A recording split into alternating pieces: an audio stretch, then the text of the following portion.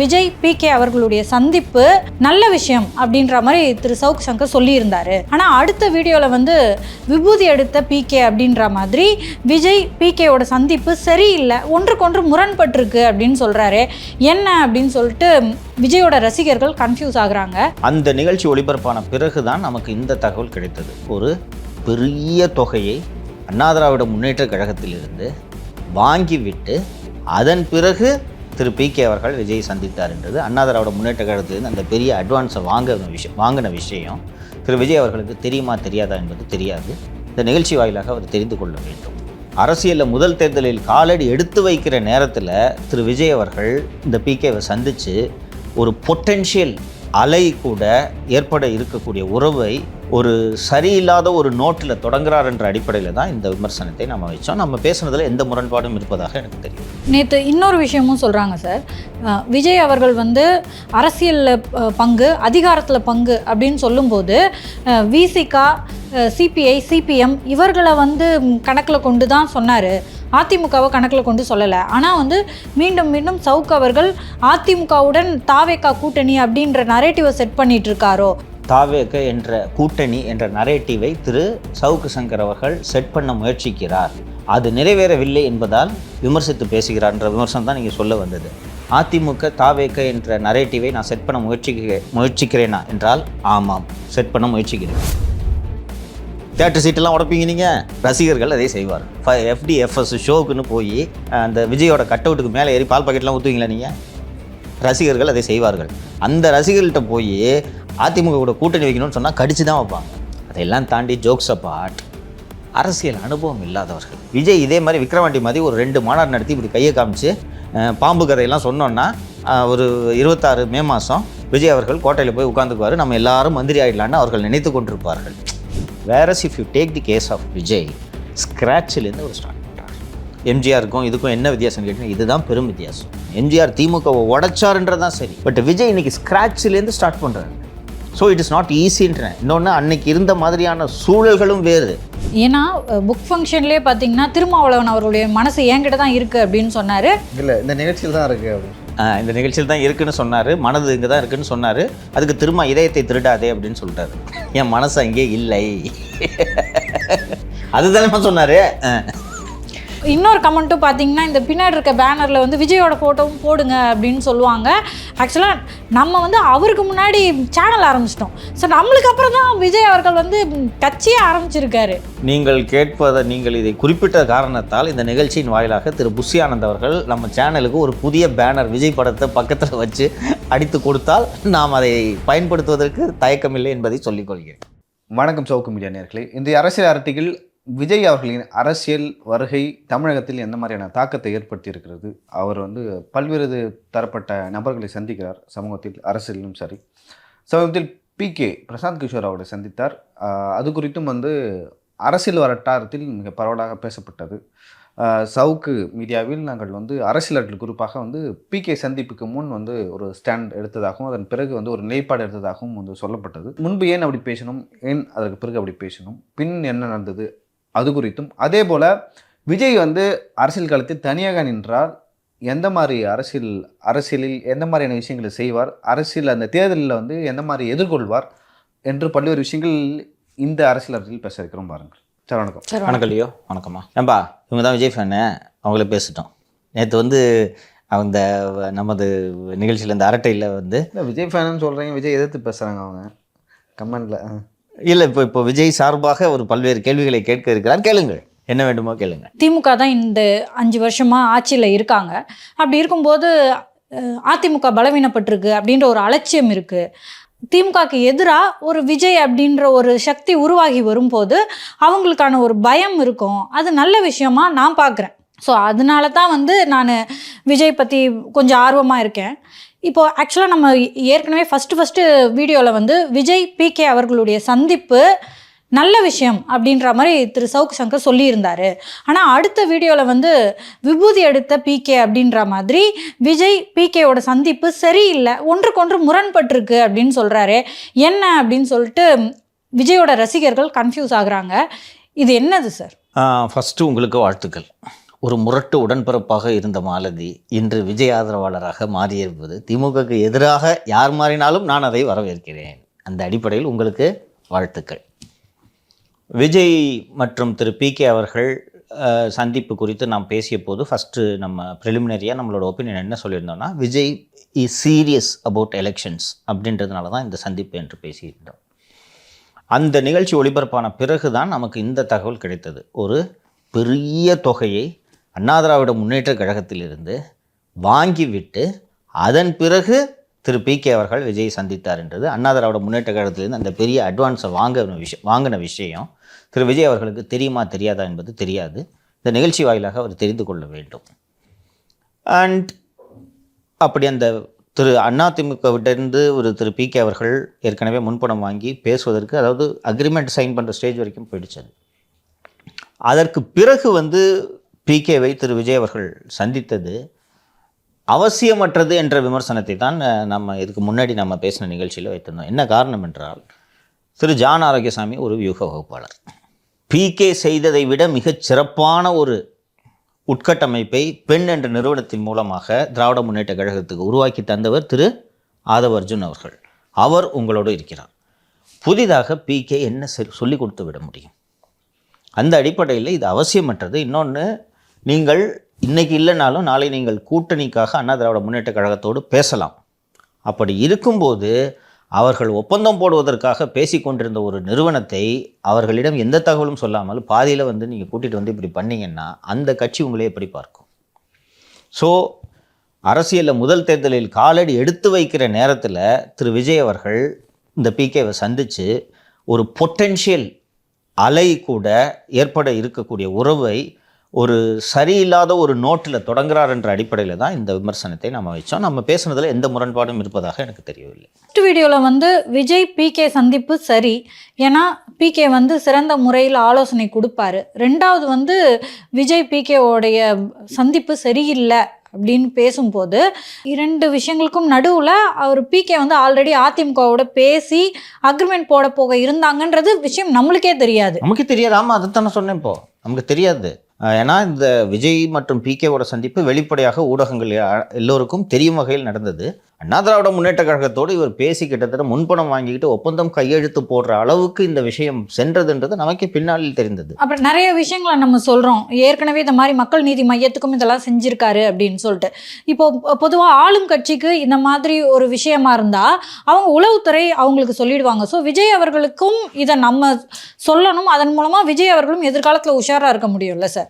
அரசியலுக்குன்னு வந்துட்டிங்கன்னா நீங்கள் ரொம்ப ரொம்ப கவனமாக இருக்கணுமா? ரொம்ப கவனமாக இருக்கணும். எல்லா வியூக வகுப்பாளர்களும் திரு பிரசாந்த் கிஷோர் அவர்களைப் போல இருப்பார்கள் என்று நான் சொல்லவில்லை. உதாரணத்துக்கு ஜான் ஆரோக்கியசாமியை சொல்லலாம். திரு சுனிலை PK மாதிரி தான் நான் சொல்லுவேன். நம்ம நிகழ்ச்சியில் பதிவு செய்தேனா இல்லையா என்று தெரியவில்லை. திரு சுனில் கனுகுல் அவர்கள் திராவிட முன்னேற்ற கழகத்தோடு அங்கே தான் அவரோட பெரிய லான்ச் அப்படின்றது, சுனிலோட லான்ச்ன்றது திராவிட முன்னேற்ற கழகத்தில் தான். 2016 மற்றும் 19 தேர்தல்களுக்கு திராவிட முன்னேற்ற கழகத்துக்காக பணியாற்றியவர் திரு சுனில் கனுகுலு அவர்கள். அதற்கு பிறகு 2021 தேர்தலுக்கு அவர் அண்ணா திராவிட முன்னேற்ற கழகத்தோடு பணியாற்றினார். அதற்கு பிறகு அவர் காங்கிரஸ் கட்சியில் சேர்ந்து அஃபிஷியலாகவே அவரை adviser to the government of Karnataka என்ற ஒரு அரசு பதவியை கர்நாடக மாநில காங்கிரஸ் அரசு வழங்கியது. இதுவரைக்கும் அவர் அந்த பதவியிலிருந்து விலகியதாகவோ அல்லது நீக்கப்பட்டதாகவோ எந்த செய்திகளும் வரவில்லை. இந்த சூழ்நிலையில் கடந்த ஓராண்டு காலமாக அவர் துணை முதல்வர் திரு உதயநிதி ஸ்டாலின் அவர்களோட brand building and personality management இந்த விவகாரங்களை இப்போது திரு சுனில் அவர்கள் கவனித்து கொண்டிருக்கிறார். இந்த நேரத்தில் பிரசாந்த் கிஷோரா அண்ணா திராவிட முன்னேற்ற கழகத்துக்கு வேலை செய்வதில்லை என்ற செய்தி தெரிந்தவுடன் திரு சுனில் அவர்கள் அண்ணா திராவிட முன்னேற்ற கழக தலைவர்களை தொடர்பு கொண்டு நான் உங்களுக்கு 26க்கான தேர்தல் பணியாற்றுகிறேன் என்று சொல்லுகிறார். ஸோ எல்லா வியூக வகுப்பாளர்களும் இதே மாதிரி ஒரே நேரத்தில் 2 ஆப்போசிஷன் பார்ட்டிஸ்க்கு துண்டு போட்டு வைத்துக்கொண்டு வேலை செய்வார்கள் என்பது எல்லாராலையும் சொல்ல முடியாது. ஆனால் இப்படிப்பட்ட நபர்களும் இருக்கிறார்கள் என்பதை அரசியலில் காலெடுத்து வைத்திருக்கக்கூடிய திரு விஜய் அவர்கள் புரிந்து கொள்ள வேண்டும் என்பதற்காகத்தான் நம்ம இந்த விஷயத்தை நமது நிகழ்ச்சியில் பதிவு செய்தது. நேற்று இன்னொரு விஷயமும் சொல்கிறாங்க சார். விஜய் அவர்கள் வந்து அரசியலில் பங்கு, அதிகாரத்தில் பங்கு அப்படின்னு சொல்லும்போது விசிகா, சிபிஐ, சிபிஎம் இவர்களை வந்து கணக்கில் கொண்டு தான் சொன்னார், அதிமுகவை கணக்கில் கொண்டு சொல்லலை. ஆனால் வந்து மீண்டும் மீண்டும் சவுக்கு அவர்கள் அதிமுகவுடன் தாவேகா கூட்டணி அப்படின்ற நரேட்டிவை செட் பண்ணிட்டு இருக்காரோ, ஒருவேளை அதிமுக கூட விஜய் அவர்கள் கூட்டணி இல்லைன்னு சொல்கிறதுனால தான் இப்படி சடனாக மாற்றி பேசிட்டாரோ? ஒவ்வொரு விஷயமாக போகலாம். ஃபஸ்ட்டு அதிமுகவோட கூட்டணி இல்லைன்னு விஜய் எங்கே சொன்னார்?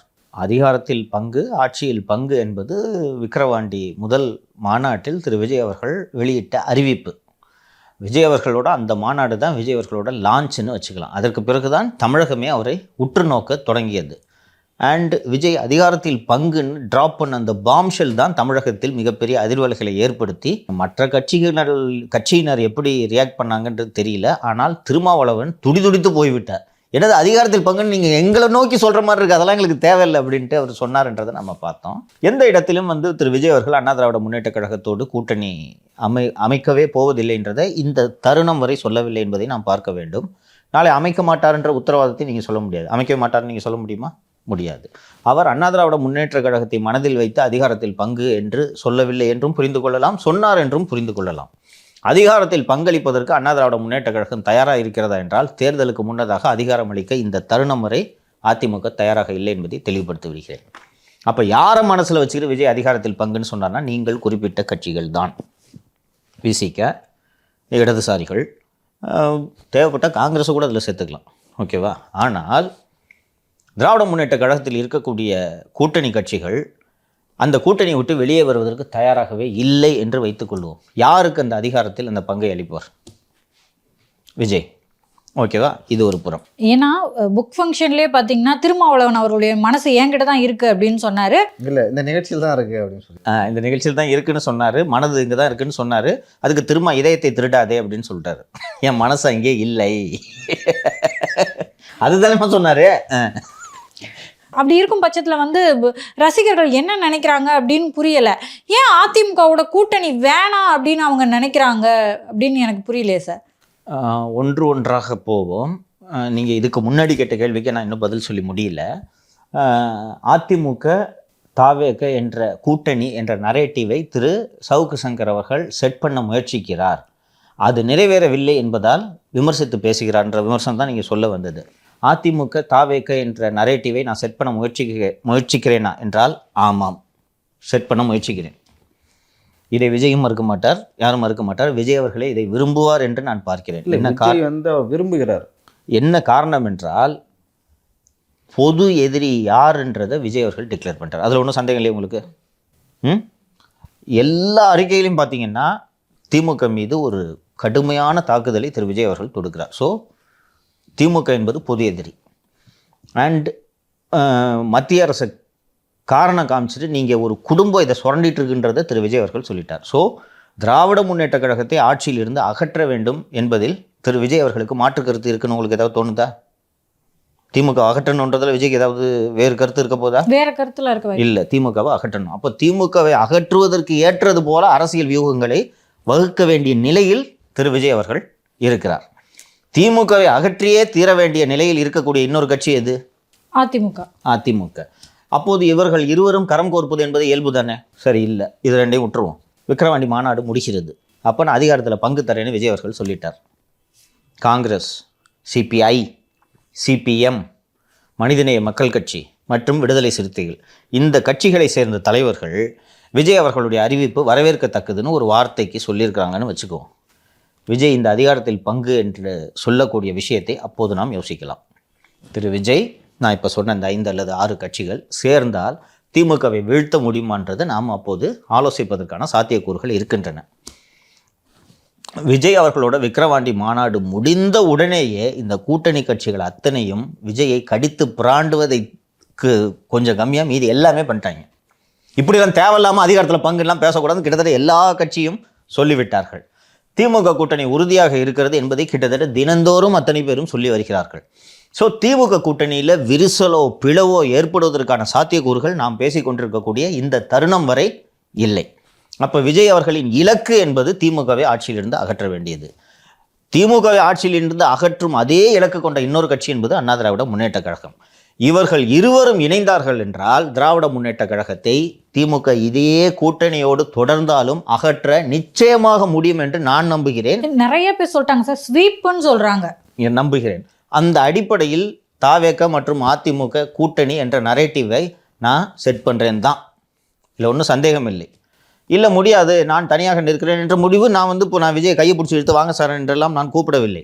ஒரு அரசியல் பார்வையாளனாக நான் பொது வெளியில் எனது இந்த கருத்தை வைக்கிறேன். தமிழகத்தின் நலனுக்காக திரு விஜய் அவர்களும் அஸ்ஸாம் மக்களுக்காக இந்த கட்சியை தொடங்கவில்லை, தமிழக மக்களுக்காக தான் இந்த கட்சியை தொடங்குகிறார். தமிழக மக்களை ஒரு குடும்பம் சுரண்டுவதை நான் அனுமதிக்க மாட்டேன் என்பதை விஜய் அவர்கள் பதிவு செய்திருக்கிறார். அப்போது தமிழக மக்களின் நலன் கருதி விஜய் அவர்கள் இந்த முடிவை எடுப்பார் என்று நான் நம்புகிறேன். அந்த அடிப்படையில் தான் நான் இதை சொன்னேன். ஸோ விஜய் அவர்களும் இந்த கூட்டணியை பற்றி பேசுகிறத விரும்புகிறாருன்னு நீங்கள் சொன்னீங்கல்ல, எந்த அடிப்படையில் சொல்கிறீங்க? எப்படி சொல்கிறேன்னா, ஆக்சுவலாக விஜய் அவர்கள் வந்து கட்சி ஆரம்பித்ததுலேருந்து தொடர்ந்து திமுகவை எதிர்த்து தான் பேசுகிறார். விஜய் சொல்கிறது முக்கியமான பாயிண்ட். இப்போ விஜயகாந்த் அவர்கள் வந்து கட்சி ஆரம்பித்த போது, அதே போல் எம்ஜிஆர் அவர்கள் திமுக பிரிந்து வந்தபோது அவர் திமுக எதிர்த்தார், காங்கிரஸ் எதிர்க்கல. ஏன்னா அப்போ காங்கிரஸும் திமுகவும் எதிர்த்து துருவங்கள். காங்கிரஸ் எதிர்த்து தான் திமுகன்ற கட்சி ஆரம்பிக்கப்பட்டது. ஆனால் எம்ஜிஆர் நாளைக்கு காங்கிரஸ் நம்மளுக்கு தேவைப்படும்னு சொல்லிட்டு திமுகவை தான் எதிர்த்தார். அதன் போல் அதுக்கப்புறம் நிறைய கட்சிகள் இருக்குது. அதுக்கப்புறம் மிகப்பெரிய கட்சினா விஜயகாந்த் அவருடைய கட்சி. திரு விஜயகாந்த் அவர்கள் 2005 முதல் பொதுக்கூட்டத்திலே அம்மாவும் வேணாம் ஐயாவும் வேணாம்னு சொல்லிட்டு தான் அவர் அந்த கூட்டத்திலே பேசினார், ஞாபகம் இருக்கும். கண்டினியூ பண்ண ரெண்டு திமுக கட்சியும் மக்களை ஏமாத்துறாங்க. திராவிட கட்சிகளும் மக்களை ஏமாத்துறாங்க. நான் தான் நல்லாட்சி கொடுப்பேன், என்னை நம்புங்க அப்படின்னு சொல்லிட்டு அந்த பிரச்சாரம் மக்கள் மத்தியில் எடுபட்டது. ஆனால் அது சரியாக சென்று சேரவில்லையோ, இல்லை எடுபடவில்லையோ, இல்லை விஜயகாந்த் கட்டமைப்பு இல்லையோ அப்படின்னு சொல்லிட்டு தெரியல.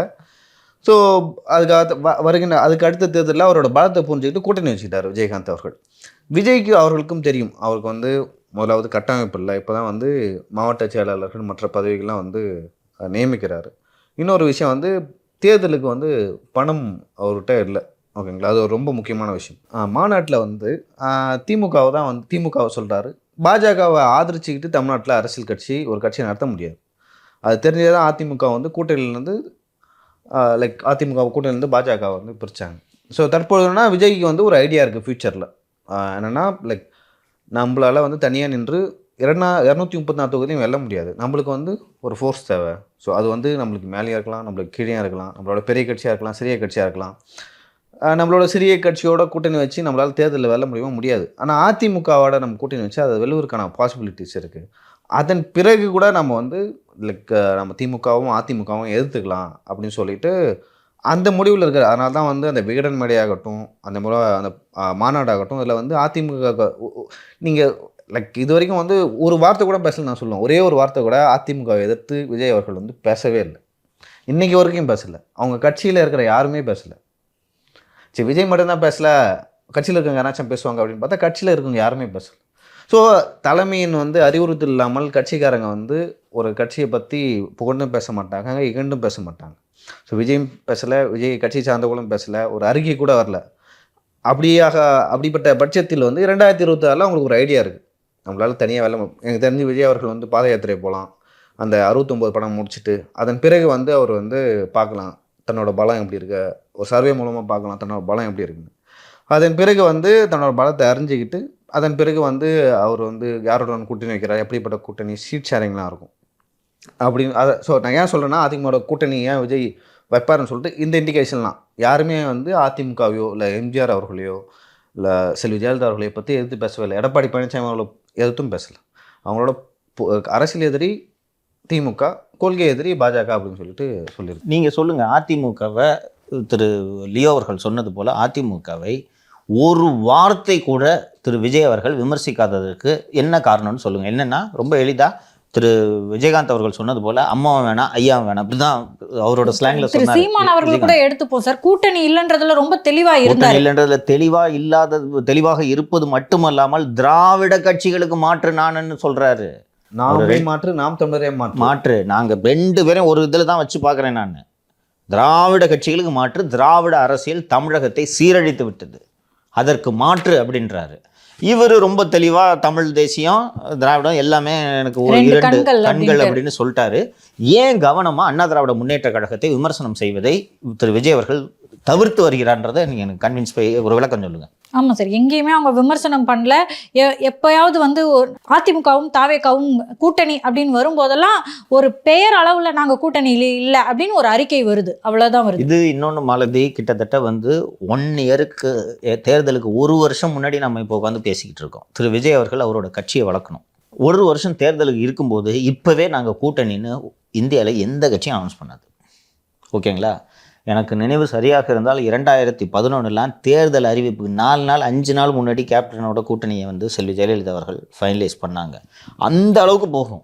ஓகேங்களா? இன்னைக்கு இந்த முறை தேர்தலுக்கான பேச்சு ரொம்ப ஏர்லியராக தொடங்கிருச்சு. இப்போவே வந்து திரு விஜய் அவர்கள் ஏங்க நாங்கள் அதிமுக கூட கூட்டணின்னு சொன்னால் எதுக்கு அவர் தனியாக கட்சி நடத்துகிறாரு? ஒரு கட்சியை வளர்க்கட்டும். இண்டிகேஷனாக நம்ம என்ன எடுத்துக்கணும்னா, நாம் இப்போது விவாதித்த விஷயம், ஏன் அதிமுக விமர்சனம் பண்ணல? செல்வி ஜெயலலிதா ஊழலுக்காக தண்டிக்கப்பட்டவரும் ஒரு வார்த்தை எங்கேயாவது ஒரு வார்த்தை ஒரு விஜய் ட்ராப் பண்ணிக்கலாமா இல்லையா? இன்னொரு உதாரணம் ஒன்று உங்களுக்கு சொல்கிறேன். செப்டம்பர் 2023 தான் அண்ணா திராவிட முன்னேற்ற கழகம் பாரதிய ஜனதா கட்சியோட ஒட்டுமில்லை உறவுமில்லைன்னு சொன்னாங்க. அதுக்கு முன்னாடி வரைக்கும் கூட்டணியில் இருக்காங்க. கூட்டணியில் இருக்கும்போதே அறிஞர் அண்ணாவை பற்றியும் செல்வி ஜெயலலிதா பற்றியும் அண்ணாமலை விமர்சனம் பண்ணாரா இல்லையா? ஆமாம், கூட்டணி அதுதான் கூட்டணி முடிவுக்கே காரணம். பஞ்சாயத்தே அப்பதான் ஸ்டார்ட் ஆகுது. உடனே வந்து அத ஒரு காரணமாச்சும் வெளில வந்தாங்க. பட் பேசலாம் அப்படியே இல்ல, உடனே அங்க அதுல அதிமுக இருக்க பெண்கள்லாம் கொதிச்சு போயிட்டாங்க. கொதிச்சு போய் இப்ப பிரச்சனை நடந்துச்சு. ஸோ கூட்டணியில இருந்துகிட்டே அப்படி பேசினாரு. கூட்டணியே இல்லாம புதிதாக ஒரு கட்சி தொடங்கியவர் ஏன் அண்ணா திராவிட முன்னேற்ற கழகத்தை விமர்சிக்கவில்லை? எனக்கு சொல்லுங்க. ஸோ 2 ஆப்ஷனையும் ஓப்பனில் வச்சுருக்காருன்னு புரிஞ்சுக்கலாமாங்க சார்? விசிகே, சிபிஎம், சிபிஐலாம் ஒரு வேளை ஃப்யூச்சரில் வரலாம், அப்படி இல்லைன்னா அதிமுகவோட கூட்டணி போகலாம் அப்படின்னு சொல்லிட்டு இந்த எல்லா கட்சிகளோட கூட்டணிக்கு எல்லா கட்சிகளையும் கட்சிகளோடும் கூட்டணி வைப்பதற்கு விஜய் தயாராக இருக்கிறார்ன்றதை விக்கிரவாண்டி மாநாட்டில் இண்டிகேட் பண்ணிட்டாரு. இப்போ அண்ணா திராவிட முன்னேற்ற கழகத்தோடு கூட்டணி அமைவதென்றால் இந்த கட்சிகள் தேவையில்லை.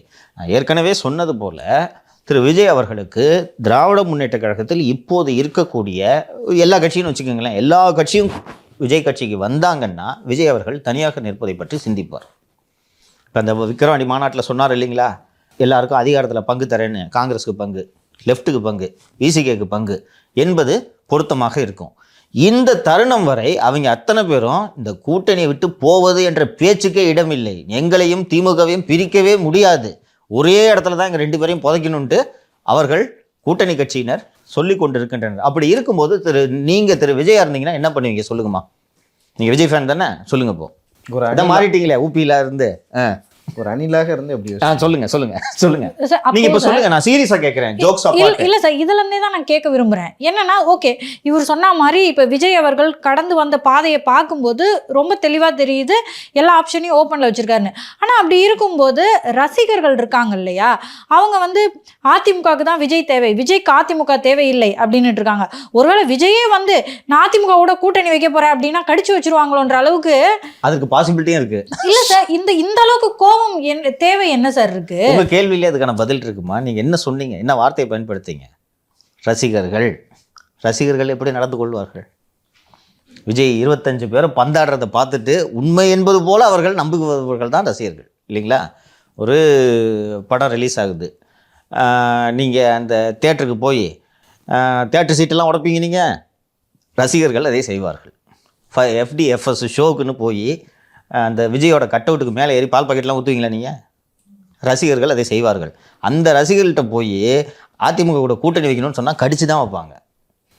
அதையெல்லாம் தாண்டி ஜோக்ஸ் அபார்ட், அரசியல் அனுபவம் இல்லாதவர்கள் திரு விஜய் அவர்களோட ரசிகர்கள் வந்து பெரிய அளவில் ரசிகர்கள் அந்த வார்த்தையிலே நீங்கள் கேட்டதுக்கான பொருள் எல்லாம் அடங்கியிருக்கு. அவர்கள் ரசிகர்கள். விஜய் என்ன செய்தாலும் ரசிக்கக்கூடியவர்கள் தான் ரசிகர்களாக இருக்க முடியும். அவர்களுக்கு அரசியல் புரிதல் இருக்காது. எல்லாம் பெரும்பாலும் இளையவர்கள் இல்லைங்களா?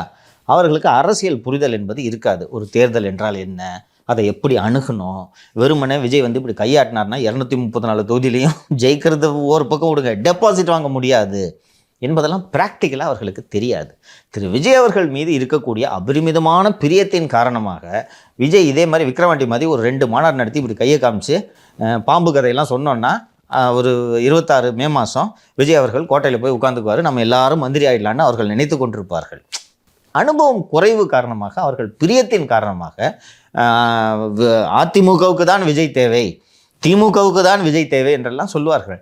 பட் திரு விஜய் அவர்கள் நடைமுறை சாத்தியங்கள் என்ன என்பதையெல்லாம் முழுமையாக அலசாமல் எந்த முடிவையும் எடுக்க மாட்டார் என்பதை நான் உறுதியாக நம்புகிறேன்.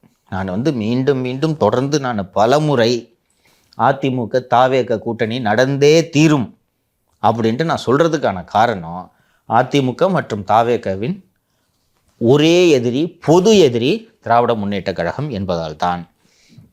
இந்த இரண்டு கட்சிகளும் எடுக்கக்கூடிய தவறான முடிவின் காரணமாக திராவிட முன்னேற்ற கழகம் மீண்டும் 26 ஆட்சியில் அமர்ந்தால் இந்த இரண்டு தரப்புமே அதிகமான சேதாரத்தை சந்திக்கும் என்பது இரண்டு தரப்புக்குமே தெரியும். இன்னைக்கு திமுகவோட ஆட்சி எப்படி இருக்குன்னு தெரியும். நாம் நமது நிகழ்ச்சியில் விஜய் மேலே நடந்த பர்சனல் அட்டாக்ஸ் எல்லாம் கடுமையாக விமர்சனம் செய்திருக்கிறோம். அப்போ இன்னும் 5 வருஷத்துக்கு கையில் அதிகாரம் இருக்கின்ற நிலைமையில் திமுக இருந்தால் என்னென்ன செய்வார்கள் என்பதை ஊகித்து கொள்ளுங்கள்.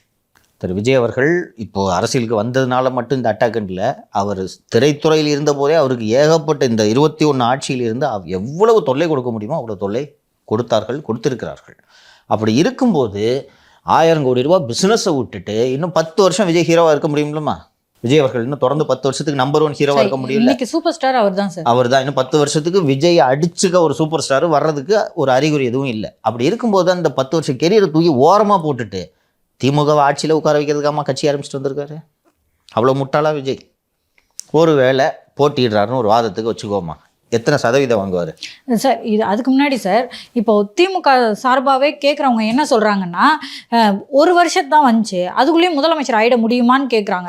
ஸோ இதையே நம்ம என்ன பேசியிருக்கோன்னா, எம்ஜிஆர் அவர்கள் ஆகலையா அப்படின்ற ஒரு விஷயத்த நீங்களே சொல்லியிருக்கீங்க. அப்படி இருக்கும்போது அதில் இப்போ ஏன் சார் மாறுபடுறீங்க? அப்படி ஆகுறதுல என்ன சிக்கல் இருக்குன்னு நினைக்கிறீங்க? நல்ல முக்கியமான கேள்வி. நான் நம்ம ஷோலையே 2-3 நிகழ்ச்சிகளுக்கு முன்னால் நான் இதை உங்களுக்கு விளக்கியிருக்கேன். எம்ஜிஆர் புதிய கட்சி தொடங்கவில்லை. எம்ஜிஆர் திமுகவை உடைத்தார் என்பதுதான் சரி. எம்ஜிஆர் திமுகவின் ஒரு அங்கம். அண்ணாதுரை திராவிட முன்னேற்ற கழகத்தை 1967 இவர்கள் ஆட்சியை பிடிப்பதற்கு முன்பாகவே எம்ஜிஆர் திமுகவோட மெம்பரா இல்லையா? அறிஞர் அண்ணா சிஎம் ஆகும்போது திமுகவோட மெம்பரா இல்லையா எம்ஜிஆர்? சரி, அண்ணாவும் புதிதாக கட்சி ஆரம்பிச்சு அதுவும் திகாவிலேருந்து உடச்சிட்டு வர்றாரு. இன்னொன்று அதை கூட இயக்கமாக இருந்ததை அரசியல் கட்சியாக மாத்துறாருன்னா அது கூட ஒரு லாஜிக் இருக்கு. எம்ஜிஆர் தான் திமுகவை ஃபேமஸ் ஆக்குனதுன்னு சொல்லுவாங்க. நான் ஏற்கனவே நம்ம நிகழ்ச்சியில் குறிப்பிட்டிருக்கேன். எம்ஆர் ராதா அவர்கள் திரு எம்ஜிஆர் அவர்களை சுட்ட போது அந்த கழுத்தில் அந்த பேண்டேஜோட திரு எம்ஜிஆர் அவர்கள் அமர்ந்திருந்த ஃபோட்டோவை போஸ்டராக்கி ஊர் பூரா ஒட்டித்தான் திராவிட முன்னேற்ற கழகம் அந்த 67 தேர்தலில் ஜெயித்தது. கலைஞர் கருணாநிதி அவர்கள் எம்ஜிஆரை இந்த படத்தில் 20 படத்தில் கூட இந்த காட்சி வரும். கலைஞர் கருணாநிதி அவர்கள் எம்ஜிஆரை விலக்கியதற்கு இது ஒரு காரணமாக சொல்லுவாங்க. ஒரு மிகச்சிறந்த பேச்சாளர் கருணாநிதி, அது யாருமே மறுக்க முடியாது. ஆனால் திரு எம்ஜிஆர் அவர்கள் பெரிய அளவு பேச்சாளர்லாம் கிடையாது. ஆனால் கலைஞர் கடைசியாக பேசுவார். ஆனால் எம்ஜிஆர் அவர்கள் வந்துட்டு பேசி முடிஞ்சுட்டு கிளம்புனோன்னு கூட்டம் அப்படியே பின்னாடி போயிடும். 20 படத்தில் இந்த சீன் வரும்னு நினைக்கிறேன் நான், இல்லையா? அப்படியே கூட்டம் போகும்.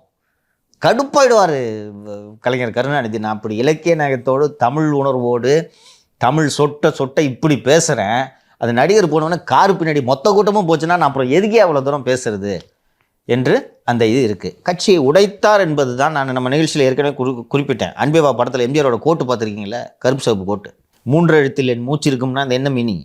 அண்ணா திமுக. அந்த அந்த திராவிட முன்னேற்ற கழகம் என்பது நீங்கள் பார்த்தீங்கன்னா, அந்த திராவிட முன்னேற்ற கழகம் பேசி பேசி வளர்ந்த கட்சி என்பதை எல்லாருக்குமே தெரியும். அந்த தமிழ் இலக்கியம், தமிழக வரலாறு, தமிழர் பெருமை இதெல்லாம் படித்த பண்டிதர்களுக்கு தானமா முக்கியம், இல்லைங்களா? படிக்கவே தெரியாத ஒரு சாலை ஓர வியாபாரிகள், எளிய தொழில் செய்பவர்கள், கூலி தொழிலாளர்கள், இவர்களுக்கு கம்பெனியின் புலமையை பற்றி தெரிந்து அவர்கள் என்ன செய்ய போகிறார்கள்? அறிஞர் அண்ணா எழுதிய கம்பரசத்தை அவங்க படிச்சிருப்பாங்கன்னு நினைக்கிறீங்களா? இல்லை கலைஞர் கருணாநிதி எழுதிய குறளோவியத்தை அவர்கள் படித்திருப்பார்களா? இல்லை இலக்கிய நயம் சொட்ட இந்த திராவிட முன்னேற்ற கழக தலைவர்கள் வடக்கு ஆதிக்கத்தை எதிர்த்து பேசுவதை அவர்கள் ரசிப்பார்களா அல்லது சிலாகிப்பார்களா? அவர்களுக்கு பாப்புலராக யார் இருக்காங்கன்றதை பார்த்துட்டு எம்ஜிஆர் பின்னாடி திமுகவில் இணைஞ்சு இருக்கிறாங்க. அண்ட் அண்ணாதுரை அவர்களும் எம்ஜிஆர் அவர்களை மிகவும் ரசித்தது இந்த திமுகவோட வெற்றியில் எம்ஜிஆர் ஒரு பெரும் பங்கு வகித்திருக்கிறார் என்பதை உணர்ந்துதான் அண்ணாதுரை அவர்கள் எம்ஜிஆரை கூட வச்சுக்கணும்னு சொல்லிட்டு அதனால தானே இப்போ திமுக பொருளாளர் பதவி தூக்கி கொடுத்தது. அப்படி இருக்கும்போது கட்சியை உடச்சிக்கிட்டு போகிறாரு. Whereas if you take the case of Vijay, ஸ்க்ராட்சிலேருந்து அவர் ஸ்டார்ட் பண்ணுறார். ஓகேங்களா? இது ஒன்று. இன்னொன்று, காலம் மாறிவிட்டது. அன்னைக்கு நான் ஏற்கனவே நமது நிகழ்ச்சியிலையும் பல இடங்கள்லையும் குறிப்பிட்டிருக்கேன். திமுக தலைவர்கள் பேசுவதை கேட்பதற்கு அந்த கட்சி தொண்டர்கள் காசு கொடுத்து மாநாட்டில் கலந்து கொள்வார்கள். நுழைவுச்சீட்டுன்னு வைப்பாங்க, நன்கொடைன்னு போட்டு 10 ரூபா 5 ரூபா 20 ரூபான்னு டிக்கெட் வைப்பாங்க. வாங்கிக்கிட்டு போய் அந்த தலைவர்கள் பேசுவதை கேட்ட காலம் உண்டு. இன்றைக்கி ஜென்ரேஷனுக்கு நீங்கள் அந்த மாதிரி கூப்பிட்டு பேசுகிறதுக்கு கேட்க சொல்லுங்கள். ஃபஸ்ட்டு எங்கள் பார்த்து 20 நிமிஷம் பேசுறது கேட்பாங்களாம்மா? ஃபஸ்ட்டு பேசுறது கேட்கறதுக்கு நாம காசு கொடுக்கணும். இல்லை அப்படிதான் கூட்டிட்டு போறாங்க. இன்னைக்கு நாம அப்படிதான் இருக்கு. 200 ரூபா கொடுத்தாங்கன்னு சொல்றாங்கல்ல. அதுவும் 200 ரூபா தானே. 500 ரூபா குறையாம யாரும் வரமாட்டாங்க சார் இப்பெல்லாம். ஸோ இந்த நிலைமை அப்படி இருக்கும்போது விஜய் வந்து தன்னோட வெறும் வசீகரத்தை வைத்துக்கொண்டு 6 கோடி வாக்காளர்களின் மனதை வென்று இந்த திமுக மற்றும் அதிமுக என்ற எஸ்டாப்ளிஷ்டு பார்ட்டிஸோட வாக்கு வங்கிகளை ஒரே தேர்தலில் உடைத்து விட்டு ஆட்சியை பிடிக்க முடியும் என்பதை நானும் நம்பவில்லை, விஜய் அவர்களும் நம்ப மாட்டேன். ஏன் இது கேட்டிங்கல்ல, எம்ஜிஆருக்கும் இதுக்கும் என்ன வித்தியாசம் கேட்டிங்கன்னா, இதுதான் பெரும் வித்தியாசம். இதை நான் சொல்றதை நீங்களும் மறுக்க மாட்டீங்கன்னு நினைக்கிறேன். எம்ஜிஆர் திமுகவை உடைச்சாருன்றதான் சரி. புதிய கட்சி அரசியல்லே இருந்துகிட்டே இருக்காரு. எக்ஸாக்ட்லி. அவரு இந்த கலைஞர் கருணாநிதி இவர்களுடைய வசனங்களை எல்லாம் பேசிதானமா எம்ஜிஆர் எல்லாம் பின்னி பிணைந்திருந்தது. இவங்க எல்லாம் ஒரே டீமு. ஒன்றும் இல்லைம்மா, சிம்பிள்மா. எம்ஜிஆர், கருணாநிதி, பெரியார், அண்ணாதுரை, NV நடராஜன், மதிவாணன், இவங்க எல்லாம் ஒரு சைடு. அந்த பக்கம் காங்கிரஸ், இன்னொரு பக்கம் கம்யூனிஸ்ட். இப்படி முக்கோணமாக தான் அன்று அரசியல் இருந்தது. ஒரு பக்கமாக இருந்தவர்களில் பிளவு ஏற்பட்டு தான் எம்ஜிஆர் இங்கிருந்து போய் கட்சி ஆரம்பிக்கிறார். பட் விஜய் இன்னைக்கு ஸ்க்ராட்சிலேருந்து ஸ்டார்ட் பண்ணுறாரு. ஸோ இட் இஸ் நாட் ஈஸின்றேன். இன்னொன்று, அன்னைக்கு இருந்த மாதிரியான சூழல்களும் வேறு. ஸோ இந்த விவரமெல்லாம் தெரியாமல் விஜய் ரசிகர்கள் பேரன்பின் காரணத்தால் தான் வந்து எங்கள் அண்ணன் தனியாக நிற்பாரு அப்படின்னு சொல்லிட்டு இருக்காருன்னு புரிஞ்சிக்க முடியுது. பிரியம்னு சொல்கிறேன், அவன் மேலே ரொம்ப பிரியமாக இருக்காங்க. கலை யதார்த்தம் அவர்களுக்கு தெரியாது. மீண்டும் மீண்டும் பிஜேபி ஏன் தேர்தலில் வெற்றி பெறுகிறது என்பதெல்லாம் டீப் ஸ்டடி பண்ணிங்கன்னா இந்த எலெக்ஷன் மேனேஜ்மெண்ட்டு ஒரு மிகப்பெரிய கலை என்பது புரியும் உங்களுக்கு. அதுதான் சார் நான் இப்போ கேட்க வரேன். இப்போது எவ்வளோ ஓட்டு ஷேரிங் இருக்குது அப்படின்னு சொன்னால், விஜய் அவர்களை பொறுத்த வரைக்கும் நீங்கள் 10% சொல்லுவீங்க, இவர் 15% சொல்லுவார், PK 20% சொல்லியிருக்காரு. ஸோ இப்படி தனியாக நிற்கிறாருன்னு ஒரு ஹைப்போதெட்டிக்கலாக வச்சுப்போம் சார். அது வந்து என்ன மாதிரியான விளைவுகளை ஏற்படுத்தும் சார்? களத்தை பொறுத்த வரைக்கும் பாசிபிளா சார்? நிச்சயமாக பாசிபிள். தனியாக நிற்கலாம். இல்லை, நின்று வென்று வருவது. வென்றுன்றதெல்லாம் பேச்சுக்கே இடமில்லை. வெல்வதற்கு எவ்வளோ வேணும் சொல்லுங்கள்? 40% சார். 35ன்னு வச்சுக்கோ. 40 வேண்டாம், 35ன்னு வச்சுக்கோ. 35 இருக்கா அன்னைக்கு விஜய்க்கு? இல்லைன்னு தான் சொல்கிறாங்கல்ல சார். இப்போ இந்த வியூக வகுப்பாளர்கள்லாம் அப்படி தானே சார் சொல்கிறாங்க. அதிகபட்சம் அவங்க வந்து நான் அதையே ஏற்றுக்கொள்ளவில்லை. 20ன்றதே நான் ஏற்றுக்கல. 20ன்னு வச்சுக்கோ. ஒரு வாதத்துக்கு 20 வாங்கிடுறாருன்னு வச்சுக்கோ. என்ன ஆகும்? ஓட்டுகள் சிதறடிக்கப்படும். என்ன ரிசல்ட்? என்ன? திமுக ஜெயிச்சிரும். அதுக்காக விஜய் கட்சி ஆரம்பிச்சாரு. ஏன் இப்போ தாவேக அதிமுக கூட்டணி நான் சொல்கிறேன்னு தெரியுதா? 20% வாங்கிடுறாருமா. எளிமையாக சொல்கிறேம்மா. காங்கிரஸ் டெல்லியில் என்னமா பண்ணுச்சு? டெல்லியில் சமீபத்தில் சட்டப்பேரவை தேர்தல் முடிந்ததல்லவா? காங்கிரஸ் கேட்குது ஆம் ஆத்மி கிட்ட, பாஸ் வாங்க கூட்டணி வச்சுக்கலான்ட்டு. கேஜ்ரிவால் அவர்கள் கூட்டணி என்ற பேச்சுக்கே இடமில்லை என்று சொன்னார். காங்கிரஸ் 15 ஆண்டுகளுக்கு மேல் தொடர்ந்து டெல்லியை ஆண்ட ஒரு கட்சி. கேண்டிடேட் போடாமல் இருக்க முடியுமா? போட்டாங்க. 25 தொகுதிகளில் காங்கிரஸ் பெற்ற வாக்குகள் தான் ஆம் ஆத்மியை வீழ்த்தி இருக்கிறது. 25 தொகுதி. காங்கிரஸ் கூட்டணி வச்சிருந்துச்சுன்னா 25ஓட இன்னும் கூடுதலாகவே வெற்றி பெற்றிருக்க முடியும். அந்த கூட்டணி வச்சிருந்துச்சுன்னா அது நடந்திருக்கும். இதை விஜய் செய்ய விரும்புவார்னு நீங்கள் நினைக்கிறீங்களா? ஆம் ஆத்மி அது வேறு, அதோட ஈக்குவேஷன் வேறு. பட் காங்கிரஸ் ஆம் ஆத்மி கூட்டணி டெல்லியில் வச்சுருந்தாங்கன்னா 100% பிஜேபி தோற்கப்பட்டிருக்கும். என்னப்பா இப்போ தமிழ்நாட்டில் ரசிகர்கள் பிரியத்தோடு சொல்கிறாங்கல்ல, எங்கள் அண்ணன் தனியாக நின்று ஜெயிச்சிருவாருன்ட்டு. சரின்ட்டு அண்ணன் தனியாக நிற்கிறாரு. இன்னொன்று, அது போக ஒரு லியோ ஸ்டார்ட் பண்ண அப்படி நிறுத்திட்டேன். ஒரு எலெக்ஷனை ஃபேஸ் பண்ணுறது it's not a joke. Vikravandi போல் நீங்கள் இன்னும் 10 மாநாடுகளை நடத்தலாம். ஆனால் அந்த வர்ற கூட்டத்தை வாக்குகளாக கன்வெர்ட் பண்ணுறதுன்றது அத்தனை எளிது கிடையாது. மீண்டும் மீண்டும் ஏன் வந்து பிஜேபி தேர்தலில், மாநில தேர்தல்களாகட்டும் மக்களவை தேர்தலாகட்டும், மீண்டும் மீண்டும் ஏன் பிஜேபி வெற்றி பெறுகிறது? காங்கிரஸ் மற்றும் கூட்டணி கட்சிகளால் பிஜேபியை வீழ்த்தவே முடியவில்லை என்றால் அந்த எலெக்ஷன் ஒர்க் அண்ட் அந்த எலெக்ஷன் இன்ஜினியரிங்னு சொல்கிறாங்களே, இதில் பிஜேபி எக்ஸ்பர்ட். ஒவ்வொரு ஓட்டும் கவுண்ட் ஆகும்னு சொல்லிட்டு அந்த அந்த door to door every vote கவுண்ட்னு ஒவ்வொரு வாக்குகளிலும் பிஜேபி கவனம் செலுத்தும். ஆர்எஸ்எஸ் என்ற மிகப்பெரிய இயந்திரம் பிஜேபிக்காக வேலை செய்கிறது. நீங்கள் நல்லா க்ளோஸாக அப்சர்வ் பண்ணி பார்த்தீங்கன்னா தெரியும். இன்றைக்கி ஒரு ஸ்டேட்டில் எலெக்ஷன் நடக்குது. எலெக்ஷன் முடிஞ்ச உடனே நார்மலாக எல்லா கட்சியும் எலெக்ஷன் முடிஞ்சோடனே அப்பாடி ஃபஸ்ட்டு ரெஸ்ட் எடுக்கணும்னு சொல்லிட்டு ஒரு 6 மாதம் கழிச்சு தான் அதுக்கப்புறம் தான் மற்ற வேலைகளே ஆரம்பிப்பாங்க. இங்கே பிஜேபியை கவனித்து பார்த்தீங்கன்னா பிரதமர் மோடி அவர்கள் ஒரு மாநிலத்தில் தேர்தல் முடிந்த உடனே இன்னும் 8 மாதம் கழித்து அடுத்த இன்னொரு மாநிலத்தில் தேர்தல் நடக்குதுன்னா அடுத்து அங்கே வேலையை ஆரம்பிச்சிடுவாங்க. ஓய்வுன்றதே கிடையாது சார். அவங்களுடைய கொள்கைகளை நம்ம வந்து விமர்சனங்கள் பண்ணலாம், பட் அவங்களோட ஹார்ட் ஒர்க்கை வந்து நம்ம குறைத்து மதிப்பிட முடியாது. 24 hours பாலிட்டிஷியன் சொல்லுவாங்க மோடியையும். 24 hours எலெக்ஷன் மோடுன்னு சொல்லுவாங்க, நாட் பாலிட்டிஷியன்ஸ். 24 மணி நேரமும் பிரதமர் எலெக்ஷன் மோடுலேயே இருக்காருன்றதான் பிஜேபி மற்றும் பிஜேபி மீது அவர்கள் சொல்லக்கூடிய விமர்சனம். அடுத்து எந்த ஸ்டேட் எலெக்ஷன் அங்கே போயிடுவாங்க. இப்போது அடுத்து தமிழ்நாட்டில் எலெக்ஷன், தமிழ்நாட்டில் அடுத்தது என்ன பண்ணணும் அப்படின்றது பார்ப்பாங்க. வெற்றி வாய்ப்பு இருக்கக்கூடிய பகுதிகள். இப்போ சமீபத்தில் இந்த மேற்கு வங்கத்தில் ஒரு பெண்ணோட ஒரு பாலியல் வன்முறை மற்றும் கொலை நடந்தது, உங்களுக்கு நினைவு ஆர்ஜி கார் ஹாஸ்பிட்டல்னு நினைக்கிறேன் நான். அது எவ்வளோ பெரிய இஷ்யூ ஆகுனாங்க பிஜேபி, நீங்கள் பார்த்தீங்களா? ஏனென்றால் இதெல்லாம் தேர்தலில் அறுவடையாக மாற வேண்டும். ஸோ இந்த எலெக்ஷன் ஒர்க்குன்றது இதை ஓட்டாக கன்வெர்ட் பண்ணி எல்லாத்தையும் கன்சாலிடேட் பண்ணி வாக்குகளாக மாற்றுவது என்பது அத்தனை எளிது கிடையாது. இதை எல்லாவற்றையும் வாக்குகளாக மாற்றும் சக்தி மற்றும் உட்கட்டமைப்பு திரு விஜய் அவர்களிடம் இருக்கிறதா என்பது தான் நான் கேட்கும் கேள்வி. நீங்கள் 10 பிரசாந்த் கிஷோரை கூட கூட்டு வந்து வச்சுக்கோங்க. விஜய் அவர்களுடைய கட்சியை பார்க்கும்போது சார், ரசிகர்கள் இருக்காங்க, மிகப்பெரிய பேரன்பு கொண்ட ரசிகர்கள் இருக்காங்க. இங்கே கட்சிக்கு வந்தால் விஜய் இருக்காரு, சில வியூக வகுப்பாளர்கள் இருக்காங்க. களத்தில் இறங்கி யார் வேலை பார்க்க போகிறாங்க, களத்தில் அவங்க எந்த அளவுக்கு ஸ்ட்ராங்காக இருக்காங்க, இதுக்கு அதிமுக எந்த அளவுக்கு உதவி பண்ணும்? அதிமுகவோடு ஒருவேளை கூட்டணி வைத்தால் அதிமுகவின் தோளில் ஏறி மிக எளிதாக இவர்களால் சவாரி செய்துவிட முடியும். ஒன்றும் இல்லை, நான் ஒரு பிஜேபியை சேர்ந்த தலைவர் ஒருவர் என்னிடம் சொன்னார். 2024 தேர்தலில் கூட்டணி இல்லாமல் அவங்க போட்டி போடும்போது அவர் சொன்னார், ஏதோ பண்ணி இப்படி உடச்சி விட்டுட்டாங்கங்க. அசம்பிளியில் நான் பிரச்சாரத்துக்கு போகும்போது நான் எந்த வேலையுமே பார்க்கல. ஏடிஎம்கேக்காரங்க காலையில் ஃபோன் பண்ணி, சார் 7 மணிக்கு இந்த பாயிண்ட்டு, 9 மணிக்கு இந்த பாயிண்ட்டு, 12 மணிக்கு இந்த பாயிண்ட்டு, 12 மணிலேருந்து 2 மணி வரைக்கும் கேப்பு, ரோட்டில் ஆள் இருக்க மாட்டான், 3:30 மணிக்கு நீங்கள் வந்துட்டிங்கன்னா 4 மணிலேருந்து இந்த பாயிண்ட்டுன்னு அவங்க ரெடியாக நிற்பாங்க. என் வேலை வந்து நான் ரெடி ஆகி போகிறது மட்டும்தான் சார். இப்போ என்ன சார், எல்லா வேலையும் நான் செய்ய வேண்டியதாக இருக்குங்க. என் கட்சிக்காரனை கூப்பிட்டா வரவே மாட்டேங்கிறான் எவனும். பிஜேபி போன்ற ஒரு தேசிய கட்சிக்கே இந்த நிலைமை. இது என்னென்னா இந்த எலெக்ஷன் மெத்தடை அவங்க தொடர்ந்து எலெக்ஷனை பார்த்து ஒரு தேர்தல் வந்தால் என்ன செய்யணுன்றதெல்லாம் பை ஹார்ட் அவங்களுக்கு தெரியும். திரு விஜய் அவர்கள் மீது எத்தனை பேரன்போடு ரசிகர்கள் இருந்தாலும் இந்த வேலையை எப்படி செய்யணுன்றது தெரியுமா? வியூக வகுப்பாளர் ஒரு அறைக்குள் உட்கார்ந்து வியூகம்தாம்மா வகுக்க முடியும். சார், இப்போ ஆர்கே நகர் எலெக்ஷனில் வந்து திரு விஷால் அவர்கள் போட்டி போடணும்னு விரும்புகிறாரு. அவருடைய ஃபார்மை வந்து ரிஜெக்ட் பண்ணி விட்டாங்க இல்லையா? அந்த கதையை சொல்கிறேன் கேட்டுக்குங்க.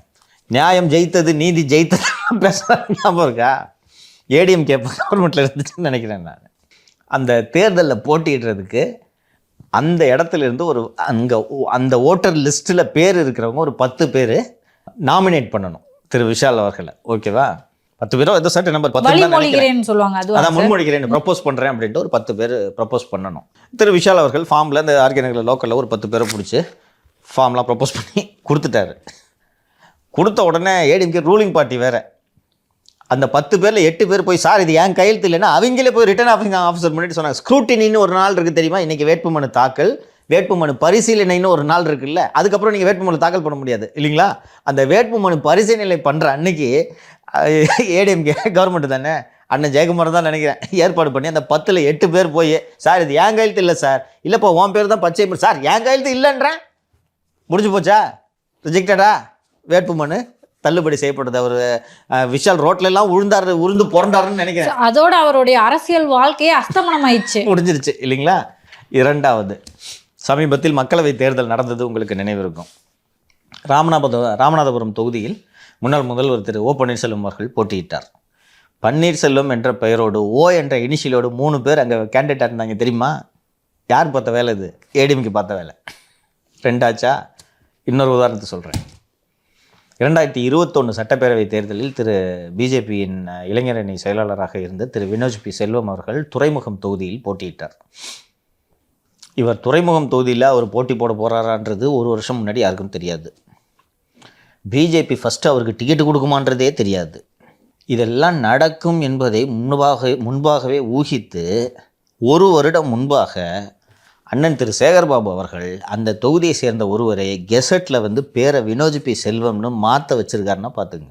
1 வருஷம் முன்னாடி அந்த தொகுதியில் ஒருத்தன் தன்னோட வேற ஏதோ பேர் ராமசாமி சுரேஷ் வினோஜ் பி செல்வம் அப்படின்றது காமன் நேம் கிடையாது. அதனாலதான் சரவணன், பாரதி அது மாதிரி ஒரு காமன் நேம். அது ஈஸியா புடிச்சிடலாம். வினோஜ் பி செல்வம்னு ஒரு பேரை ஒருத்தனை மாற்றி கெசட்ல நோட்டிஃபிகேஷன் கொடுக்க வச்சு வினோஜ் நாமினேஷன் ஃபைல் பண்ணோன்னா வினோஜ் பி செல்வம்னு ஒருத்தர் போய் நாமினேஷன் போடுறோம். இதான் எலெக்ஷன் ஒர்க்கு. இது இல்லாத இன்னொரு காமன் விஷயத்த சொல்கிறேன். இந்த தேர்தலில் வாக்காளர்களுக்கு எல்லா கட்சியும் பணம் கொடுக்குது, கரெக்டாக? பணம் எப்படிமா போகுது தொகுதிக்கு? தேர்தல் ஆணையம், வருமான வரித்துறையெல்லாம் எப்படி கண்கொத்தி பாம்பா கேஷ் 50,000 ரூபாய்லாம் பிடிக்கிட்டு போயிடுவாங்க, பார்த்துருக்கீங்க. இன்னொரு விஷயம் சொல்கிறேன் சார், திமுகவும் பிஜேபியும் தான் இங்கே ஆட்சியில் இருக்காங்க, அங்கே ஆட்சியில் இருக்காங்க. ஸோ அது அவ்வளோ எளிது கிடையாது. எப்படியெல்லாம் ஒருவேளை விஜய் தனியாக நிற்கிறாருன்னு வைங்களேன், அவரை இந்த அரசியல்லேருந்தே அவருடைய அஸ்தமனம் ஆகுறதுக்கு என்னெல்லாம் வேலை பார்க்க முடியுமோ பண்ணுவாங்க.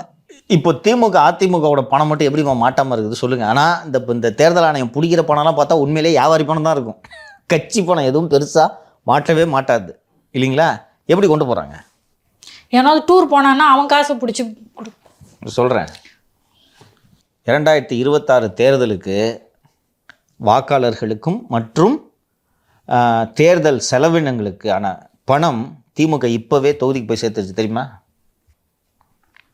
1 வருஷம் இருக்குது இன்றைக்கி. தொகுதினா நான் 234 தொகுதிக்கும் தனித்தனியான்னு சொல்ல, அங்கங்கே ஜோனாக பிரித்து பெரிய தொகை போய் சேர்ந்து விட்டது டிஎம்கேக்கு. எப்படிலாம் கொடுப்பாங்கன்னா, இப்போ இந்த தொகுதியில் தேர்தல் நடக்குதுன்னு வச்சுக்கோங்க. உங்கள் வீட்டுக்கு பக்கத்தில் மளிகை கடை இருக்குது. மளிகை கடை அண்ணாச்சி உங்களுக்கு அரிசியாக கொடுப்பாரு, இப்போ அரிசியாக வாங்கிக்கலாம். இது மாதிரி பல்வேறு மெத்தட்ஸ் இருக்குது, நான் எல்லாத்தையும் சொல்ல விரும்பலை. இதெல்லாம் விஜய் கட்சியை சேர்ந்தவர்களுக்கு எப்படி தெரியும்? இது போக லியோ அவர்கள் குறிப்பிட்டது, ஒரு தொகுதிக்கு தேர்தல் ஆணையத்தோட விதிமுறைகளின்படி 40 லட்சம் வரைக்கும் செலவு பண்ணலான்னு நான் நினைக்கிறேன், சரியா? ஆனால் நடைமுறையில் 3 கோடியாவது வேணுமில்லப்பா? ஆமாம், கவுன்சில் எலெக்ஷனுக்கே செலவு பண்ணுறாங்க அவ்வளோ.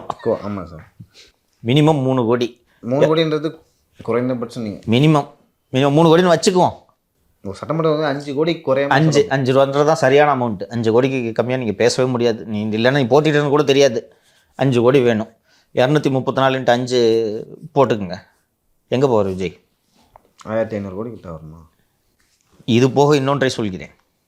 அதை மீறி விஜய் அவர்கள் போட்டி போடுறாரு. பணங்கன்னு கூட ஸ்பான்சர் பண்ணுறாங்க. இல்லைன்னா பணம் இருக்கிறத கேண்டிடேட்டாக விஜய் சீட்டு கொடுக்குறாருன்னு வச்சுக்குவோம்.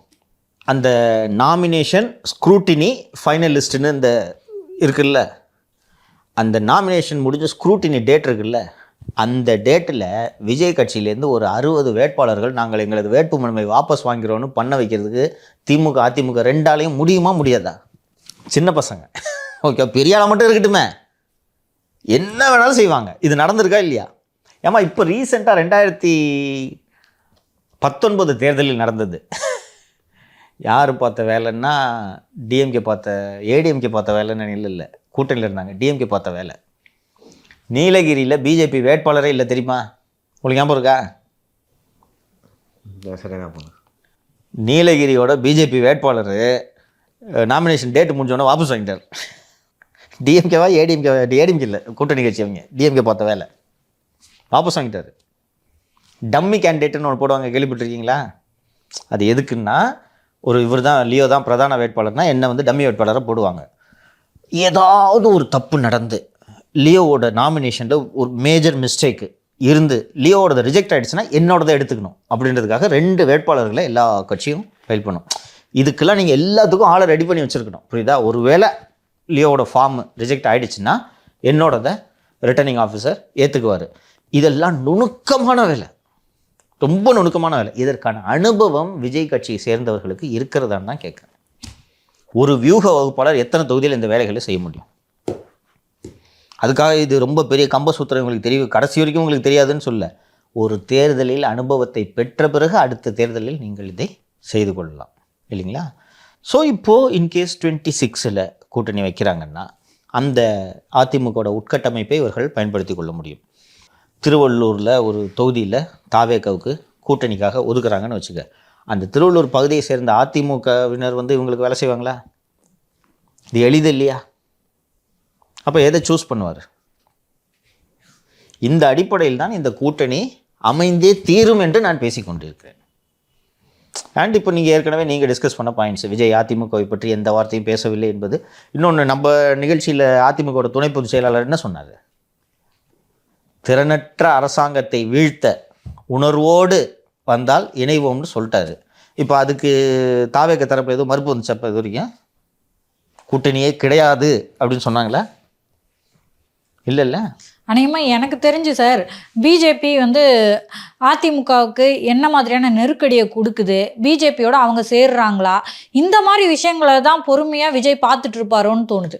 விஜய் எல்லாவற்றையும் பார்த்து கொண்டிருப்பார் என்று நினைக்கிறேன். ஒரு விஷயம் வந்து தெளிவாக சொல்ல வேண்டிய விஷயம், விஜய் வந்து இனிமேல் அரசியல் தான் தொழில் என்று இறங்கிவிட்டார். விஜய் ஒரு முழு நேர அரசியல்வாதி. திரு கமல் அவர்களைப் போல் இந்தியன் 2 இந்த பக்கம், காலையில் இந்தியன் 2, சாயங்காலம் மதியம் பிக் பாஸ், சாயங்காலம் எலெக்ஷன் என்ற மாதிரியான அரசியல்வாதி திரு விஜய் அவர்கள் அல்ல. முக்கியமான விஷயம் எல்லாத்துக்கும் ரியாக்ட் பண்ணுறான்றதை நீங்கள் கவனிச்சிருப்பீங்க. முக்கியமான ஈவெண்ட்ஸ் எல்லாத்துக்கும் ரியாக்ட் பண்ணுறாரு, நிர்வாகிகளை போடுறாரு, அண்டு கட்சி நிர்வாகிகளை அவ்வப்போது சந்திக்கிறார். அண்ட் முழு நேர அரசியல்வாதி கிட்டத்தட்ட ஒரு ஆயிட்டான்னு சொல்லலாம். இந்த படம் முடிஞ்சிச்சுன்னா அதுக்கப்புறம் வேறு என்ன வேலை? அதனால் ஹி மீன்ஸ் பிஸ்னஸ். ஸோ இதெல்லாம் யோசிக்காமே அவர் இறங்குவார். தனியாக நிற்கலாம், அவங்க ரசிகர்கள் சொல்கிற மாதிரி தனியாக நிற்கலாம். தனியாக நின்று அதிகபட்சம் 20ன்றதுலாம் ரொம்ப அதிகம், 15% ரீச் பண்ணுறாருன்னு ஒரு வாதத்துக்கு வைத்துக்கொள்வோம். விஜய் ஜெயிப்பார். கமல் அவர்கள் லாஸ்ட் ஒரு கொஞ்சம் வாக்கில் தான் வெற்றி வாய்ப்பை தவற விட்டார். 2000 கொஞ்சம் இதில் தான் ஒரு திரு கமல் அவர்கள் தவற விட்டார். விஜயகாந்த் அவர்கள் 2006 அவர் மட்டும் வெற்றி பெற்றார் இல்லைங்களா? விஜய் மட்டும் ஜெயிச்சிடுறாரு. 5 வருஷம் என்னமா பண்ணுவார்? அதுக்குள்ளே கட்சியில் நிர்வாகிகள்லாம் மற்ற கட்சிங்க காலி பண்ணிடுவாங்க. கட்சி திமுக என்னப்பா பண்ணும்? கட்சியை உடச்சிடுவேன் சார். புஷியானதே தூக்கிட்டு போயிடுவாங்க. நடக்கும் இதெல்லாம் அரசியல். அந்த அடுத்த 5 வருஷம் ருசிச்சு செய்வாங்க சார். 29க்கு விஜய் என்ன பண்ணுவார்? இதில் ஓரளவுக்கு வாக்கு வாங்கிட்டாருன்னு வச்சுக்கோ. 29 மக்களவை தேர்தல், 24 தேர்தலில் நான் போட்டியிடல, இலக்கு 26ன்னு சொல்லிட்டாரு. அதே மாதிரி 26ல் ஒருவேளை தோல்வி அடைஞ்சிட்டாருன்னா 29ல் நான் போட்டியிட மாட்டேன், இலக்கு 31ன்னு சொல்லிட்டு போகிறா. சரி, 31 இலக்குன்னு வச்சுக்கிட்டால 5 வருஷம் என்ன பண்ணுவார்? சினிமாவுக்கும் போக முடியாது. இன்னொன்று, நான் அரசியலுக்காக சினிமாவை விடுகிறேன் என்று அறிவித்து விட்டு திருப்பி அவர் போக முடியுமா? இந்த அடிப்படையில் தான் நான் சொல்கிறேன். இது என்னோட விருப்பம் கிடையாது, இது இதை நோக்கி போகுது. அரசியலை தொடர்ந்து கவனித்து வருபவன் என்ற அடிப்படையில் இது இதை நோக்கித்தான் போகும்னு நான் சொல்கிறேன். இன்னொரு விஷயம் சார், இப்போது முதல்லலாம் வந்து விஜய் அப்படின்னாலே விஜய் கடகரார் கூத்தாடி அந்த ரேஞ்சில் டீல் பண்ணிட்டு இருந்தாங்க. ஆனால் அதிமுகவும் தாவேகாவுக்கும் கூட்டணி வரும் அப்படின்னும் போது தான் எதிர்முகாம் பயப்படுறாங்க. என்ன காரணம்னா மாலதி, விஜய் ஃபேக்டரு இல்லாத வரைக்கும் திமுக 26ல் 100% நம்ம ஜெயிக்கிறோன்ற முடிவில் இருந்தாங்க. ஏன்னா அவங்களுக்கு நல்லா தெரிஞ்ச விஷயம் என்னென்னா, இந்த கூட்டணியிலேருந்து ஒரு கட்சி உடச்சிக்கிட்டு போக போகிறதில்ல. இங்கேருந்து ஏதாவது ஒரு 2 கட்சி உடச்சிக்கிட்டு அதிமுக பக்கம் போனால் தானே அவங்க ஒரு நல்ல கூட்டணி அமைச்சு வெற்றி பெற முடியும். 24 தேர்தலே பார்த்துட்டோம், எவ்வளவோ ட்ரை பண்ணாங்க, ஒரு கட்சி கூட இதை விட்டு போகல. பாசிச பாஜகன்ற ஒரே விஷயத்தை வச்சு உருட்டி இருக்கிற கூட்டணி கட்சிகளை நம்ம இங்கேயே வச்சுக்க போகிறோம். அதிமுகவை மீண்டும் பலவீனப்படுத்துவதற்கு என்னென்னலாம் செய்ய முடியுமோ அதை செய்ய போகிறோம். நம்மகிட்ட ஆட்சி இருக்குது, அதிகாரம் இருக்குது, காசு இருக்குது, நினச்சி பார்க்க முடியாத காசு இருக்குது. துபாயில் மாப்பிள்ளை 3000 அப்பார்ட்மெண்ட்டு கட்டுற அளவுக்கு காசு இருக்குது. ஸோ எப்படியெல்லாம் அதிமுகவை பலவீனப்படுத்த முடியுமோ அந்த வேலைகளை எல்லாம் செய்வோம். செங்கோட்டையன் அவங்க கட்சியில் ஒரு சின்ன பிரச்சனைன்ட்டு லேசாக தும்முனார்னா பார்த்தீங்களா செங்கோட்டையனுக்கு இழைக்கப்பட்ட துரோகம்னு சொல்லிட்டு ஊதி பெருசாக்கலாம். திரு பன்னீர்செல்வத்தை தொடர்ந்து பத்திரிகையாளர்களை சந்திக்க வைத்து அதை பெரிதாக்கலாம். நீதிமன்றத்தில் மீண்டும் மீண்டும் இரட்டை இலை தொடர்பாக வழக்கை வைத்து அவர்களை பலவீனமாக்கலாம். இப்படி தொடர்ந்து அவர்களை பலவீனப்படுத்துவதன் மூலமாக நமது கூட்டணியை உறுதியாக வைப்பதன் மூலமாக 26 வெற்றி என்பது எழுதி முடிக்கப்பட்டு விட்டது. இனி அதில் பேசுவதற்கு ஒன்றுமில்லை என்ற எண்ணத்தில் திராவிட முன்னேற்ற கழகத்தினர் இருந்தது உண்மை. நம்ம பணத்தை மேட்ச் பண்ண முடியாது, நம்ம கூட்டணியை மேட்ச் பண்ண முடியாது, ஈஸியாக அடிச்சுட்டு வந்துடலான்ற எண்ணத்தில் இருந்தாங்க. விஜய் ஃபேக்டர் ஒரு நியூ ஃபேக்டர். ஸோ இந்த விஜய் ஃபேக்டர் நியூ ஃபேக்டராக இருந்தாலும் சரி என்ன கட்சி ஆரம்பிக்கிறாரு பார்க்கலாம் அப்படின்ட்டு நினைத்து கொண்டு இருக்கும்போது விஜய் விக்கிரவாண்டிலே வந்து அதிகாரத்தில் பங்கு, கூட்டணிக்கு ரெடி. அது அதிகாரத்தில் பங்குறதெல்லாம் ஓரமாக வச்சுட்டு பார்த்தாலும் பாஸ் நான் கூட்டணிக்கு ரெடி பாஸ்ன்னு சொல்லிட்டாரு. விஜயகாந்த் கூட்டணிக்கு தயாருன்னு 2005 கட்சி தொடங்கும்போது சொல்லவே இல்லை. கரெக்டா? 11 தான் அவர் வராரு இல்லையா? ஸோ 2011 தான் கூட்டணிக்கு வர்றாரு அவர் இல்லைங்களா? அவர் அப்போது கூட்டணி சொல்ல. ஆனால் விஜய் முதல் மாநாட்டிலே நான் கூட்டணிக்கு ரெடின்றதை சொல்லிட்டாரு. இல்லைங்க அப்போது அதிமுக கூட சேருவாரா அப்படின்னு சொல்லிட்டு இருக்கும்போது இன்றைக்கி நாம் தொடர்ந்து பேசி கொண்டு வருவதன் மூலமாக திமுகவை வீழ்த்த வேண்டும் என்றால் நாம் இருவரும் ஒன்றிணைய வேண்டும் என்ற புரிதல் 2 தரப்புக்குமே வந்திருக்கும் இப்போ இல்லைங்களா? இந்த 2 தரப்பும் சேர்ந்துச்சுன்னா இது எளிதாக வீழ்த்தக்கூடிய கூட்டணி அல்ல என்ற புரிதல் இப்போது தான் அவர்களுக்கு முதல் முறையாக வந்திருக்கிறது.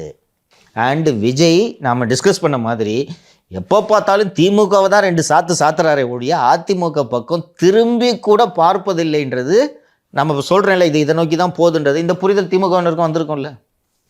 அதனால்தான் இந்த கூட்டணி அமைந்துவிடக்கூடாது என்பதற்கு என்னென்ன வேலைகளை செய்ய முடியுமோ அவ்வளவையும் செய்து கொண்டிருக்கிறார்கள் திமுகவினர். உளவுத்துறையை வைத்து தப்பும் தவறுமாக செய்திகளை பரப்புவது, விஜயை பற்றி பர்சனல் அட்டாக்ஸ் பண்ணுறது. எடப்பாடி 25 சீட்டுக்கு மேலே விஜய்க்கு கிடையாதுன்னு சொன்னார். 30 சீட்டு தர்றேன், இல்லைன்னா விஜயை அதிமுகவோட கட்சியை இணைக்க சொல்லுன்ட்டு எடப்பாடி பழனிசாமி அவருக்கு நெருக்கமான ஒருவரிடம் சொன்னார்னு இவங்களே, யார் அந்த நெருக்கமானோன்னா உளவுத்துறை ஐஜியாக இருக்கும், இவர்களாகவே பரப்பி விடுவது. விஜய் கூட்டணிக்கெலாம் ஒத்துக்கவே மாட்டாருங்க. Deputy chief minister 5 minister post கொடுத்தா தான் கூட்டணிக்கு வருவேன்னு சொல்லிட்டாருன்னு செய்திகளை பரப்ப விடுவது. ஸோ இந்த வேலைகளை, இந்த கூட்டணி உருவாகாமல் இருக்க வேண்டும் என்பதற்கான வேலைகளை அவர்கள் செய்ய தொடங்கி இருக்கிறார்கள். அவங்களுக்கு தெரிஞ்சு போச்சு, நீங்கள் சொன்னது கரெக்ட், அவங்களுக்கு தெரிஞ்சு போச்சு. 2 பேர் சேர்ந்தாங்கன்னா இந்த கூட்டணி உறுதியாக இருக்குன்னு எந்த கூட்டணியும் உறுதியாக இல்லை. கூட்டணி மட்டும் உறுதியாக இருக்கும், வாக்குகள் அங்கே இருக்காது என்பதை திமுக தரப்பு லேசாக புரிய தொடங்கி இருக்கிறது. அண்ட் இந்த விஜய் அண்டு ஏடிஎம்கே கம்பைன்ன்றது ஒரு டெட்லி கம்பைன்ன்றதை புரிஞ்சுக்கிட்டாங்க அவங்க. சார் இப்போது கமெண்ட்டில் பார்த்தீங்கன்னா சவுக்கு சங்கர் காசு வாங்கிட்டாரு, அதனால தான் விஜய்க்கு எதிராக பேசுகிறாரு இப்படின்லாம் சொல்கிறாங்க. இப்போது ஆக்சுவலாக ஐயநாதன் அவர்கள் 40 நிமிஷம் நான் பேசினேன் அப்படின்னு சொல்லிட்டு சில விஷயங்களை சொல்கிறாரு. அதை தொடர்ந்தே பார்த்தீங்கன்னா விஜய் ரசிகர்கள் கேர்ஃபுல்லாக இருங்க, திரு மணி பத்திரிகையாளராக இருக்கட்டும், சவுக்கு சங்கராக இருக்கட்டும், இந்த திரும்ப தாவேக்கா ப்ளஸ் அதிமுக அப்படின்ற கூட்டணின்ற நரேட்டிவை செட் பண்ணிக்கிட்டே இருக்காங்க, இவங்ககிட்டலாம் ரொம்ப கேர்ஃபுல்லாக இருங்க, ஃப்யூச்சரில் இவங்கெல்லாம் விஜய் எதிர்த்து விமர்சனம் பண்ணலாம் இப்படின்லாம் எதுக்கு சார் இப்படி எப்பவுமே ஒரு டிஃபென்சிவ் மோட்லேயே இருக்காங்க? ப்ளஸ் நம்ம பத்திரிகையாளர்கள் தான், அவங்கள நம்ம ஃப்யூச்சரில் விமர்சனம் தான் பண்ணுவோம், இதெல்லாம் அவங்க புரிஞ்சுப்பாங்களாங்க சார்? நான் ஏற்கனவே சொல்லிட்டேம்மா, ரசிகர்கள் விஜயை பற்றி யாரும் எந்த குறையும் செய்யக்கூடாது. விஜய் ரசிகர்கள் என்னை போல மணியண்ணன் போன்றவர்களிடம் எதிர்பார்ப்பது என்னவென்றால், விஜய் அவர்கள் தன்னந்தனியாக 234 200 தொகுதிகளில் வெல்வார் அப்படின்ட்டு இங்கே உட்காந்துக்கிட்டு பேசணுன்ட்டு விஜய் ரசிகர்கள் எதிர்பார்க்கிறார்கள். புஷியானதே அப்படி பேச மாட்டார் எனக்கு தெரிஞ்சு. அது அவர்களுக்கு அதான் ரசிகர்கள் ரசிக மனப்பான்மையில் விஷயங்களை அணுகுவதால் அவர்கள் அப்படி பேசுகிறார்கள். என்ன நான் இன்னொன்று கேட்குறேன், என்ன விஜய் விமர்சனத்துக்கு அப்பாற்பட்டவரா? யார் தப்புனாலும் தப்புனா தப்பு தான், அதை சொல்கிறதான் நான் மணி போன்றவர்களின் வேலை. திரு விஜய் அவர்களோட அரசியல் நடவடிக்கைகளை பார்த்து கொண்டிருந்தோம். சமீபத்தில் திருவண்ணாமலையில் வெள்ளம் வந்தது. பாதிக்கப்பட்ட மக்களை விஜய் பனையூருக்கு அழைச்சி உதவி செஞ்சப்போ என்னப்பா சொன்னோம், நம்ம தப்புன்னு சொன்னோமா இல்லையா? அவனே வீட்டை இழந்துட்டுருக்கான், நீனா அங்கே அவங்களெல்லாம் பனையூருக்கு கூப்பிட்டு சோத்து மூட்டை கொடுக்குற, இது தப்பு. ஃபீல்டில் போக முடியலன்னா நீ அரசியலுக்கு வராத சொன்னா இல்லையா? நான் யார் தப்புனாலும் தப்புனா தப்பு தான். அதற்காக அவர்கள் ரசிகர்கள் அதனால் யாரும் எந்த விமர்சனமும் செய்யக்கூடாது அப்படின்னோடனே என்று அந்த அடிப்படையில் தான் அவர்கள் இதை அணுகுகிறார்கள். அதுக்கப்புறமா இந்த விகடன் மேடையில் திரு விஜய் அவர்கள் சொல்கிறாரு, நம்மளும் சில சிம்பாலிக்காக சில விஷயங்களை செய்ய வேண்டி இருக்குது அப்படின்னு அவர் சொல்கிறாரு. ஸோ அவர் அதை புரிஞ்சுக்கிறாரு. அதே நேரத்தில் மாலதி, பரந்தூருக்கு விஜய் போனப்போ என்ன பேசணும்? அது பாராட்டி பேசணும். நல்ல நிலைப்பாடு எடுத்தோம்னா கரெக்டுன்னு சொல்ல போகிறோம், தப்புனா தப்பு தான். அதுக்கு என்ன பண்ண முடியும்? விஜய்னா அவர் என்ன சொன்னாலும் சரின்னு சொல்லிட்டு அது எப்படி சொல்ல முடியும்? இல்லை, பொது எதிரிக்கு எதிராக ஒன்று சேரணும், இதை மாதிரி விஜய் வலுவிளக்கும் விஷயங்களை நம்ம பண்ணக்கூடாது, திரு சவுக்கு சங்கர் அவர்கள் பண்ணக்கூடாது. என்ன மாதிரியான விஷயங்கள்? அவரை விமர்சனம் செய்வதன் மூலமா? நான் விமர்சனம் செய்கிறதுனால அவர் வலுவிழக்கிறாருன்னா அப்புறம் நீங்கள் அவரை அவர் ஒரு பலமான தலைவர்னு நீங்கள் பார்க்குறதுலே பொருள் இல்லையே. ஒரு அரசியல் தலைவர் எல்லா விமர்சனங்களையும் தாண்டித்தான் வர வேண்டும். திரு விஜய் அவர்கள் புத்திசாலி, அறிவு கூர்மை உள்ளவர் என்று நான் நம்புகிறேன். நாம் சொல்லக்கூடிய விமர்சனங்களை ஆரோக்கியமாக எடுத்துக்கொள்வார் என்றும் நான் நம்புகிறேன். இப்போ நம்ம சொல்கிறதெல்லாம் அவரோட முன்னேற்றத்திற்கும் அரசியல் எதிர்காலத்திற்காக தானே நம்ம சொல்கிறது. இல்லை விஜய் அழிந்து போக வேண்டும்னு ஒரு அண்ணன் சீமான் சொன்னார், லாரியில் அடிபட்டு போய்டுன்னு. அதுக்காக சொல்கிறான். விஜய் அவர்கள் ஒரு அரசியல் பார்வையாளராக எந்த கருத்தையும் சொல்கிறதுக்கு நமக்கு உரிமை இருக்குமா? அவங்களுக்கு பிடிக்கலன்றதுக்காகலாம் அவர்களுக்கு பிடித்தமான கருத்தையெல்லாம் நம்ம பேசிகிட்டு இருக்க முடியாது. ஒரு அரசியல் பார்வையாளனாக இன்றைக்கி என்ன நடக்குது, இதுதான் பெர்முட்டேஷன்ஸ் அண்ட் காம்பினேஷன்ஸ். இப்படி நடந்துச்சுன்னா இந்த மாதிரி ரிசல்ட் வரும், இப்படி நடந்துச்சுன்னா இப்படிப்பட்ட ஒரு ரிசல்ட் வரும்ன்றது சொல்கிறது தான் நம்ம வேலை. அது உங்களுக்கு மனதுக்கு பிடிக்கவில்லை என்றால் அதுக்காகலாம் நாம் ஒன்றும் செய்ய முடியாது. ஸோ திரு விஜய் அவர்களே இதை வந்து கவனமாக கவனித்து இதன் மூலமாக ஒரு நல்ல முடிவை எடுக்கணும் அப்படின்றது தான் நம்ம எதிர்பார்ப்பு. ப்ளஸ் நான் என்னை பொறுத்த வரைக்கும் சார், அவர் வந்து இவ்வளோ பெரிய பிஸ்னஸை விட்டுட்டு இப்போது இன்றைக்கி தேர்தல் அரசியல் அப்படின்னு சொல்லிட்டு வராருன்னா அது நல்ல விஷயமா, அதனால தான் அவர் மேலே எனக்கு ஒரு சாஃப்ட் கார்னர் இருக்குது. அவர் ஜெயிக்கணும்னு நம்ம நம்புகிறோம். நாளைக்கு மக்களுக்கு வந்து நல்ல விஷயம் பண்ணணும் அப்படின்னு நம்புகிறோம். நல்லது ஒருவேளை அதில் செய்வதில் ஏதாவது சுணக்கம் இருந்துச்சுன்னா அப்பயும் நம்ம விமர்சனம் பண்ணுவோம் மாலதி. இதில் நீங்கள் பார்த்தீங்கன்னா, நான் பேசுவது எடப்பாடி பழனிசாமியின் நலனுக்காகவோ விஜய் அவர்களின் நலனுக்காகவோ புஷி ஆனந்தின் நலனுக்காகவோ அல்ல. நான் பேசுவது எல்லாமே தமிழகம் மற்றும் தமிழக மக்களின் நலனுக்காக. திமுகவுக்கும் எனக்கும் என்ன சொத்து தகராறா? தமிழகம் நன்றாக இருக்க வேண்டும் என்பதற்காக இந்த ஆட்சி அகல வேண்டும், இந்த குடும்பத்தின் ஆதிக்கம் ஒழிய வேண்டும் என்று நான் விரும்புகிறேன். அது நம்ம ஊர், நம்ம பிறந்த மண். இந்த மண் நல்லா இருக்கணும்னா இப்படிப்பட்ட அரசியல் தலைமை இங்கே ஆட்சிக்கு வர வேண்டும்ன்ற விருப்பத்தில் தான் சொல்கிறோம். நாளைக்கு திரு விஜய் அவர்களே ஆட்சிக்கு வந்தாலும் விஜய் அவர்களைப் போல ஆட்சி செய்ய யாருமே இல்லைன்ட்டுலாம் நான் பேசுவேன்ட்டுலாம் நீங்கள் எதிர்பார்க்க முடியாது. அதையும் விமர்சனம் செய்வேன். அதிமுக ஆட்சிக்கு வந்தாலும் அதை விமர்சனம் செய்வேன். அது என்னுடைய வேலை, அதை தொடர்ந்து செய்வேன். இந்த விமர்சனங்கள் எல்லாமே பார்த்திங்கன்னா நம்ம ஊர் நல்லா இருக்கணும், மக்கள் நல்லா இருக்க வேண்டும், ஏழைகள் நன்றாக இருக்க வேண்டும், நாடு சுபிட்சமாக இருக்க வேண்டும். இதை தாண்டி பர்சனல் இன்ட்ரெஸ்ட் இதில் எதுவும் கிடையாது. ரசிகர்கள் ரசிக மனப்பான்மையில் நீ அதை எப்படி சொல்லுவ? 234 தொகுதியிலையும் ஒரு அண்ணா ஜெயிச்சிருவார், அண்ணா கை காட்டினா போதும். பார்த்தீங்களா, அஜித் படத்தோட அண்ணா அதுதான் கலெக்ஷன் அதிகம், அதனால் இதுலேயும் ஈஸியாக ஜெயிச்சிருவாருன்னு தான் அவங்க பேசுவாங்க. அதை நம்ம பெரிதுபடுத்த வேண்டியதில்லைன்னு நான் நினைக்கிறேன். ஒரு விஜய் ரசிகையாக உங்களுக்கு சந்தேகங்கள் தீர்ந்து விட்டதா? சார், நான் தெளிவாக சொல்லிட்டேன். அவர் வந்து அரசியலுக்கு வராரு, இவ்வளோ பெரிய பிஸ்னஸை விட்டுட்டு வராரு. அப்புறம் ஜனநாயகத்தில் வந்து இந்த டெமோக்ராட்டிக் கண்ட்ரியில் வந்து யார் வேணாலும் தேர்தலில் நிற்கலாம், ஜெயிக்கலாம், நல்லபடியாக ஆட்சி செய்யணும் அப்படின்றது தான் நம்மளுடைய எதிர்பார்ப்பு. அண்ட் ஒரு பத்திரிகையாளராக யார் ஆட்சிக்கு வந்தாலும் அவர்களை இடித்துரைக்க வேண்டும் என்பது நமது கடமை. நீங்கள் எதுவும் சொல்ல விரும்புகிறீங்களா? இல்லை சார், ஏற்கனவே இது ஆக்சுவலாக டாப் 10 மூவிஸில் சுரேஷ்குமார் சொல்லுவார்ல, இந்த படத்தை வந்து தேவையான அளவுக்கு அலசிறதால அலசத்துக்கு ஒன்றுமே இல்லைன்னு நினைக்கிறேன். அந்த டாப் 10 அடுத்த வாரம் சொல்லுவாங்கல்ல, ஒரு படம் தொடர்ந்து அது மறந்து போச்சு, இப்பெல்லாம் அந்த ஷோ வரதில்லை. அந்த ஒரு படம் தொடர்ந்து டாப் 10ல இருந்துச்சுன்னா 3வது வாரம் சொல்லும்போது இந்த படத்தை தேவையான அளவுக்கு ஞாபகம் இருக்கு. இப்பதான் ஞாபகம் வருது. இல்ல, எனக்கு என்ன தோணுதா, அந்த ப்ரோக்ராம்ல வர்றதில்ல தானே, ஸ்டாப் பண்ணிட்டேன். இது இன்னொரு யூடியூப்ல இந்த படம் இன்டர்வெல்லே போட்டுறாங்க ரிவ்யூ. அப்புறம் கரெக்ட். ஸோ அதனால அலசிட்டுதா இல்ல, எனக்கு தெரிஞ்ச லியோக்கு வந்து இவ எதை இவ்வளவு நுணுக்கி கேள்வி கேட்டுக்கிட்டு இருக்கா அப்படின்னு நினைக்கிறாரோன்னு தோணுது. இல்ல அப்படி இல்லை. ஆக்சுவலாக உங்களுக்கு இருக்கு, எனக்கு வந்து ஓரளவு தெரியும். ஸோ எனக்கு முன்னாடி நான் கேட்டேன் சார்கிட்ட. அது இல்லாமல் சரி உங்களுக்கு கேட்குறீங்க, உங்களுக்கு ஒரு டைமென்ஷன் இருக்கும், இந்த ஆங்கிளில் கேட்கணும், டைமென்ஷன் இருக்கும். இன்னொன்று ஒரு நீங்கள் இந்த கமெண்ட்ஸ் எல்லாம் படிச்சுட்டு என்ன மக்கள் கருதுகிறாங்க, ரசிகர்கள் என்ன கருதுகிறாங்க, அவர்கள் எழுப்பக்கூடிய சந்தேகங்கள் நியாயமான சந்தேகங்களாக இருப்பதால் நீங்கள் அதுக்கு நீ தானே பேசுகிற, அதுக்கெல்லாம் விளக்கம் கொடு அப்படின்னு சொல்லிட்டு நீங்கள் என்கிட்ட கேட்குறீங்க. ஃபேர் என்ன, நாளைக்கு விஜய் அவர்கள் ஒருவேளை அதிமுகவோட கூட்டணி அப்படின்னா பயங்கரமாக அப்செட் ஆகுறது விஜய் ரசிகர்களாக தான் இருப்பாங்க போல இருக்கு. இவங்களோட கமெண்ட்ஸ் எல்லாம் பார்க்கும்போது தோணுது. புரிந்து கொள்வார்கள். இன்னைக்கு வந்து அவங்க விஜய் சூப்பர் ஸ்டார் நம்ம அண்ணன் அப்படின்றதுனால மிகை மதிப்போடு அவர்கள். இன்னொரு கமெண்ட் பார்த்தீங்கன்னா, எப்பவுமே வந்து பின்னாடி இருக்க பேனரில் வந்து விஜயோட ஃபோட்டோவும் போடுங்க அப்படின்னு சொல்லுவாங்க. ஆக்சுவலாக நம்ம வந்து அவருக்கு முன்னாடி சேனல் ஆரம்பிச்சிட்டோம். ஸோ நம்மளுக்கு அப்புறம் தான் விஜய் அவர்கள் வந்து கட்சியே ஆரம்பிச்சிருக்காரு. நீங்கள் இதை குறிப்பிட்ட காரணத்தால் இந்த நிகழ்ச்சியின் வாயிலாக திரு புஷி ஆனந்த் அவர்கள் நம்ம சேனலுக்கு ஒரு புதிய பேனர் விஜய் படத்தை பக்கத்தில் வச்சு அடித்து கொடுத்தால் நாம் அதை பயன்படுத்துவதற்கு தயக்கமில்லை என்பதை சொல்லிக்கொள்கிறேன். சரிங்க சார், ஆக்சுவலாக இந்த தலைப்பை பற்றி தேவையான அளவு நம்ம அழைச்சதால மீண்டும் டைம் இருக்கு இல்லையோ, பேசுவோம். இன்னும் நிறைய டைம் இருக்குமா, 1 year இருக்குமா, நிறைய டெவலப்மெண்ட்ஸ் வரும். பாத யாத்திரை போவார், கட்சி வளர்க்கறதுக்கு மாவட்ட செயலர்கள் இன்னும் முடியடையில படம் முடிக்கணும். படம் முடிந்த பிறகு போஸ்ட் ப்ரொடக்ஷன் 2-3 மாசமாவது ஆகும்லப்பா. ஒரு படம் ஸ்டார்ட் பண்ணி கம்ப்ளீட்டா முடிக்கிறது 150 நாள் ஆகும் சார். 150 நாள் ஆகும். அது அந்த 150 நாள்ல பொலிட்டிக்கல் ஆக்டிவிட்டி எப்படி மெயின்டைன் பண்றதெல்லாம் இருக்கு. It's not a joke. அந்த கேப்ல தான் அவர் பண்றாரு. அதெல்லாம் அப்போ கிடைக்கல ஷூட்டிங் டைமில் அந்த கேப்பில் தான் பண்ணிட்டு இருக்காரு. இப்போ நான் 150 நாள் படம் நடிக்க போகிறேன், அதனால் அரசியலுக்கு பிரேக் விடலாம் விட்டா விமர்சனம் வரும். அதையும் சொல்லிடுறேன். இங்கே அரசியல் 24/7, புரியுதுங்களா? ஸோ இதெல்லாம் எப்படி பண்ணுறான்றதை பார்க்கணும், அவரோட செயல்பாடுகளை பார்க்கணும். So for he is making the right moves. சரிங்க சார், ஓகே. எனக்கு தெரிஞ்சு ரொம்ப நிறையவே வந்து இந்த டாபிக் பற்றி பேசிட்டோம். நம்ம தொடர்ந்து பேசலாம், ஏன்னா வந்து அதுக்கப்புறம் அப்டேட் தொடர்ந்து வந்தவண்ணா இருக்கும். ஸோ பேசலாம். இது வரைக்கும் உங்கள் கருத்தை தெரிவித்ததுக்கு மிக்க நன்றி. உங்கள் கேள்விகளுக்கும் ரொம்ப நன்றி. உங்களுக்கு தனி நன்றி சொல்கிறாரு. நன்றி.